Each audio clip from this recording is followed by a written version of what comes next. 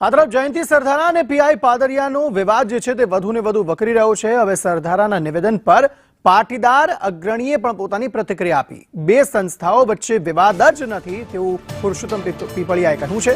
વિવાદ જ નથી તો સમાધાનની વાત જ ક્યાંથી આવી તે પણ સવાલ છે। આ વિવાદ બે વ્યક્તિ વચ્ચેનો છે।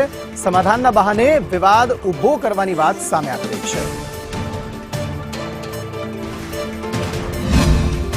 ધામ અને સદાર ધામ વચ્ચેનો કોઈ વિવાદ ન હોવા છતાં આવા વિવાદ માટે સમાધાનની વાતો કરવી તે બાલિશતા છે અને આવી વાતો પણ ન કરવી જોઈએ, કારણ કે જ્યાં વિવાદ જ ન હોય ત્યાં સમાધાનની વાત ક્યાંથી ના આવે। વાત રહી પોતાના સમાધાનની, તો સરધારાને પાદરીએ ક્યારેય કહ્યું નથી કે મારે સમાધાન કરવાનું છે। એટલે સમાધાનની વાત એમને જ ઉપજાવી કાઢેલી છે અને પોતે જ એમ કહે છે હું સમાધાન નહીં કરું। પાદરિયા તરફથી એવી કોઈ દરખાસ્ત નથી કે એને સમાધાન કરવાનું છે।